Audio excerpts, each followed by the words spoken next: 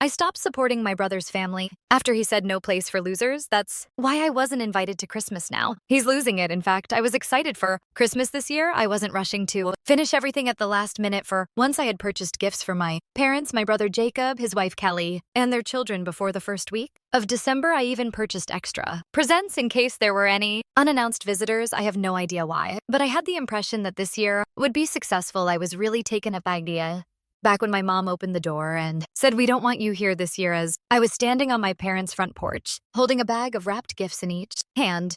At first, I assumed it was a strange joke. I began to chuckle, but Jacob's voice interrupted her from behind his words. "This is no place for losers. You're really starting to wear on all of us." I simply stood there and gazed at her. My dad was in the background staring nervously everywhere except at me. Without saying a word, despite her uneasy appearance, my mother didn't retreat, and Jacob was utterly arrogant. I had a flurry of feelings, including humiliation, rage, and perplexity. However, I managed to remain composed. "Fine, if that's how you feel," I said, nodding. And then I made my way back to my car. Something inside of me changed as I sat in the driveway and gazed at the bags of gifts in the passenger seat. No place for losers. Tired of me. From where did this originate? I suspected Jacob was responsible, but I was unable to determine why. Over the years I had shown him and his family nothing but generosity. I had paid for his children's summer camp tuition, school supplies, and even his mortgage when he needed it most, and now suddenly I wasn't invited to Christmas. I made the decision not to go just yet to gain some answers. I was heading back to the door. I returned after leaving the gifts in the car as though they hadn't anticipated my return. My parents were still standing there, chatting in low voices. Jacob was pretending nothing had happened as he sat on the couch and browsed through his phone. I chose not to knock. "What's going on?" I said as I entered. "Why am I not welcome at Christmas? What did I do?" Without raising his eyes from his phone, Jacob smiled.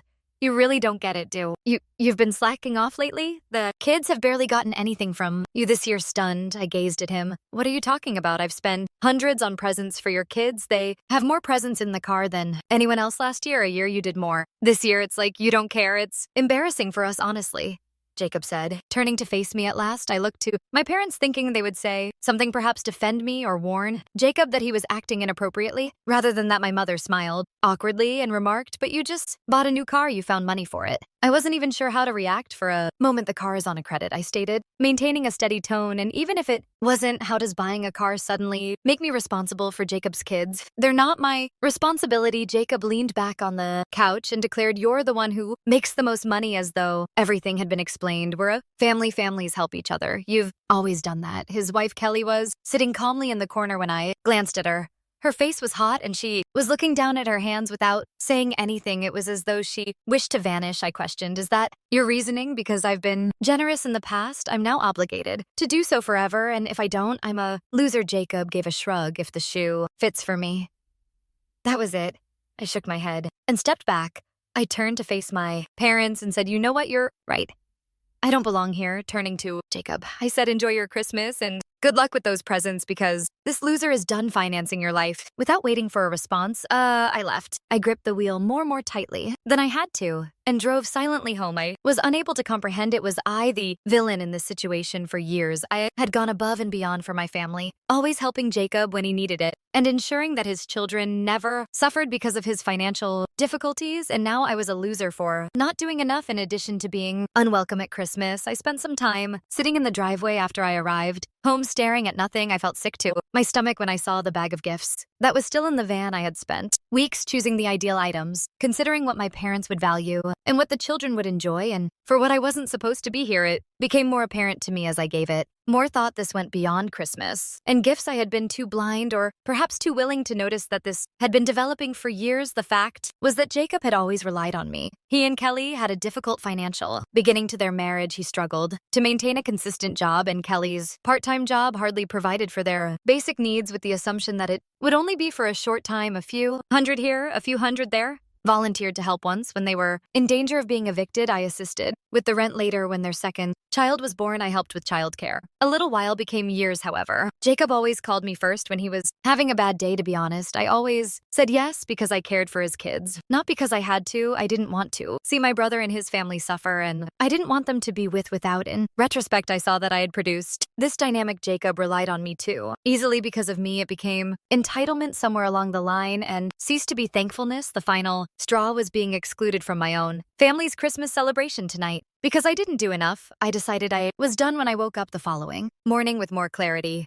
Don't help Jacob any longer, no more incessant presence to compensate for his inefficiency. He could decide for himself if he wanted his children to have the items I had given them. Making the choice wasn't simple.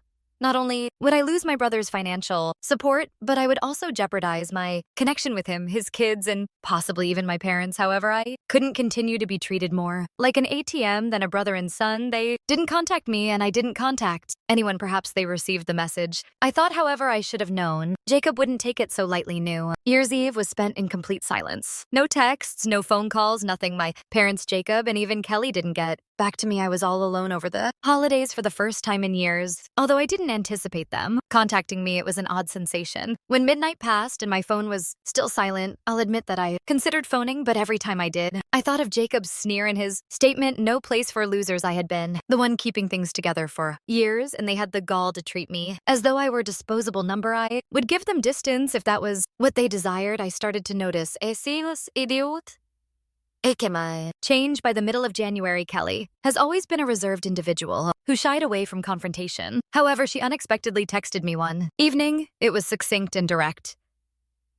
Just wanted to say I'm sorry. I don't agree with what happened. Jacob won't hear it from me, but I thought you should. No, unsure of how to react. I sat for, while looking at my phone. The fact that someone in the family recognized things for what they were was comforting on the one hand. However, Kelly's apology suddenly seemed like too little too late because she had not spoken that evening. At last, I responded, I appreciate it, Kelly, but this isn't something I can just move on from. I didn't mind that she didn't continue the topic. The surprise visit then in early February. Jacob unexpectedly arrived at my residence. When I heard the knock on the door, I was in the middle of a work meeting. I initially disregarded it as I wasn't expecting anyone. However, the knocking, continued Jacob, was there when I eventually opened the door, and he looked more UNC and irritated than I had ever seen him before. I could stop him. He remarked, we need to talk, and went inside. I folded my arms.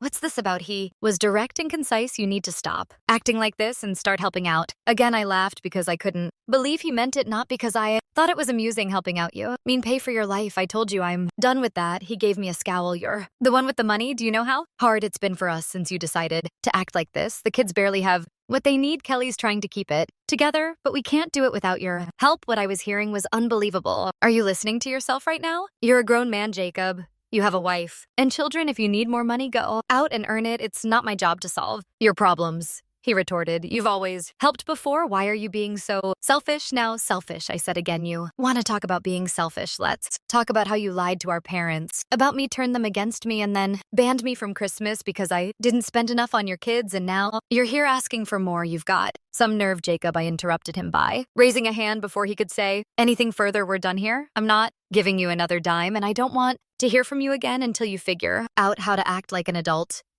He glared at me as he stood there for a while. Before hurriedly leaving, I assumed that would be the last of it for a while. Once Jacob stormed out, he would grumble to my parents, but he would soon realize that I wouldn't give up. I was mistaken. I received a call from an unfamiliar number 2 days later. I wouldn't have answered normally, but felt compelled to do so. Hello, a man's voice said. Is this Michael? Yeah, who's this? This is Mark Dawson. I'm a lawyer. Represent a client who has recently expressed concern about certain financial matters involving your family. Do you have a moment to discuss them? Sue? He went cold. An attorney. What are the financial issues? In an unduly courteous tone, he stated. I can't go into detail over the phone, but it involves financial contributions you've made to your brother Jacob and his family. Specifically, your use of those contributions. Would you be willing to come to my office for a discussion? I was at a loss for words. There were a lot of options in my head, but none of them were good. Had Jacob borrowed money under my name? Was he up to no good with my information, or was this a last-ditch effort to scare me into handing him money once more? Who's your client? I inquired at last. There was a moment's silence.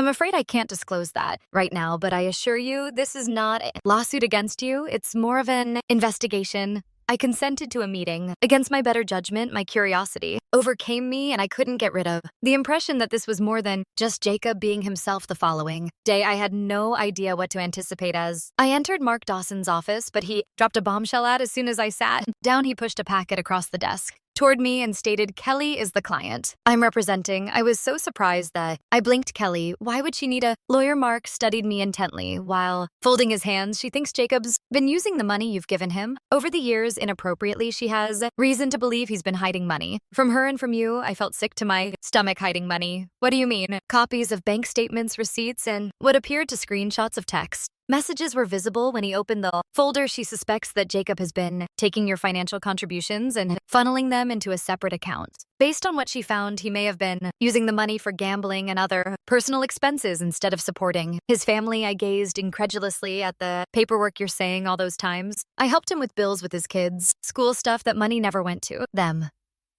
Mark gave a serious nod. It seems that way Kelly discovered this recently and came to me because she didn't know what to do. She didn't want to involve you at first, but given the circumstances, she thought you should know. What I was hearing was unbelievable. All along, Jacob had been deceiving me by spending money I believed would benefit his family on unspecified expenses for not recognizing it sooner. I wasn't sure if I should feel deceived, angry, or just foolish. My voice was strained as I questioned, "Does Kelly have proof?" "Take a look for yourself." Mark nodded and moved the folder closer to me. The proof. I looked over the papers. There were withdrawals from Jacob's account, significant amounts moving to a different account in his name, and transfers from my account to his, which corresponded with the times I had assisted him with emergencies. I observed transactions from that account, including visits to pricey dining establishments, internet gambling sites, and even a few hotel stays. Unbelievable.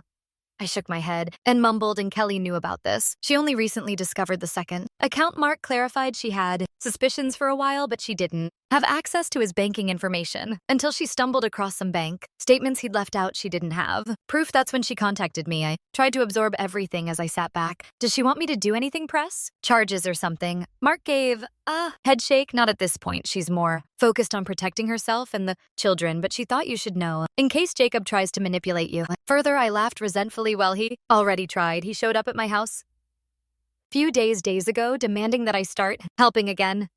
Mark looked at me irritably. "That goes along with what Kelly told me. It seems Jacob is feeling the pressure now that your financial support has stopped. He may be in even deeper trouble than Kelly knows." As I gazed at the folder, my thoughts were racing. A part of me wanted to go to Jacob's house and confront him, but I also knew that would only make him feel good because he had irritated me. I said, "What's Kelly up to instead?" Mark paused. Before responding, "She's considering her option. She wants to make sure she and the kids are safe financially and otherwise. If Jacob's behavior escalates, she may file for separation or take other legal action." I was more affected by hearing this than I had anticipated. Kelly had always given off the impression of being a gentle, devoted person who would always be there for Jacob. I could tell how horrible things had gone if even she was eager to leave. With a mix of feelings, angry at Jacob, sad for Kelly and the children, and guilty for not seeing sooner how far this had gone, I thanked Mark for his time and walked out of the office. Above all, though I experienced an odd sense of relaxation. This was the first time in years that I wasn't bearing Jacob's burden, and now that I was aware of the reality, I would never again allow him to control me. The request. I couldn't stop thinking about all I had just discovered after leaving the lawyer office, the gaming, the hidden money, and Kelly Sully plotting her next move. I was in the center of my family's drama, which was similar to a soap opera. I stayed away for the next few days. I didn't give my parents a call, and I didn't get in touch with Jacob either. However, it seems that he didn't like the quiet because one evening as I was ready to have supper, his name appeared on my phone. I thought about leaving it on voicemail, but I felt compelled to answer it. "What do you want, Jacob?" He wasted no time at all. He said, "We need to talk," in a strained, almost desperate voice. "You said something to Kelly, didn't you?" I arched an eyebrow. "What are you talking about?" "Don't act foolish," he yelled. "She's been acting weird since Christmas, and now she's bringing up lawyers and separation. I know you've been putting ideas in her head." I couldn't contain my laughter. "You think I'm the problem? You're the one who lied to her, hid money, and gambled it away. If she's tired of your crap, that's on you, not me." After a pause, Jacob eventually spoke the words, "You don't know what you're talking about." I responded, "Oh, I think I do," as my rage boiled up. "Kelly told me everything, the secret account, the gambling, the money you've been wasting while I've been breaking my back trying to help you." "You're a joke, Jacob." I interrupted him. Before he could finish his shout saying, here's the thing, I interrupted him. Before he could respond, I hung up. My hands were shaking, but it felt good to finally say what I'd been holding in for years. You've used me for the last time. I'm done helping you. I'm done covering. For you, if Kelly leaves you, that's on you. And if you try to drag me into this mess again, I'll make sure everyone knows exactly what you've been up to. The backlash was quick and Kelly called me. The following day, has Jacob given you a call with caution? She asked. Yes, I replied. He wasn't content. Has something taken place? I confronted him about the gambling and the hidden account, she said. After hesitating, he acknowledged some of it, but he is still making an effort to downplay it. Are you all right? I inquired. Despite not hearing it, she answered, I'm fine, but she was sick of defending him. The children are worthy of better, I knew. Things were terrible between them, but hearing her say that felt like the beginning of the end, and it impacted me harder than I thought it would. Whatever. You decide to do, you have my support. I replied, thank you. She said softly, and I apologize for everything. The way we treated you over Christmas wasn't fair. Ought to have spoken up sooner. We spoke for a while, and when we hung up, I felt a weird sense of closure. Although Jacob had ruined our relationship, Kelly and the children weren't my enemies, and I wouldn't be angry with her if she had the courage to confront him nevertheless. I couldn't get rid of the feeling that Jacob wasn't finished causing trouble. Kelly sent me a brief text message a few weeks later consisting of only 3 words. We're going today. She told me she was moving to another state with the kids while Jacob was out of town on a business trip, which I figured was just another excuse for gambling, and that she had packed up their belongings, rented a moving van, and left without telling him. At least not until she had everything sorted out legally. I called her right away. I just couldn't stay any longer. She stated gently, I can't keep pretending. This is normal. What about everything? Even the rent, sincerely interested in how she was doing, I inquired. I was hoping you could help me with that just for a little while, she said after a pause. As much as I hate to ask, say no. More, I said, I'll take care of it. So yes, I did end up helping her and the kids. But for the first time in years, I felt like I was finally doing the right thing and not being used. When Jacob returned home to find the house deserted, he naturally went completely mad and called me to vent about how I had ruined his life and turned Kelly against him. After letting him vent for a while, I said, perhaps this wouldn't have occurred if you had spent more time as a husband and father and less time gaming. I hung up after saying, but hey, good luck with that. The children are adjusting to their new school. Kelly has secured a stable career and she is at last beginning to feel in charge of her life again. I've heard that Jacob continues to blame everyone but himself, but in all honesty, it's no longer my problem then, if you can call it that. You have your happy ending. Thank you for watching. If you haven't subscribed yet, please do so and hit the notification bell to stay updated with more shocking real-life stories happening around you.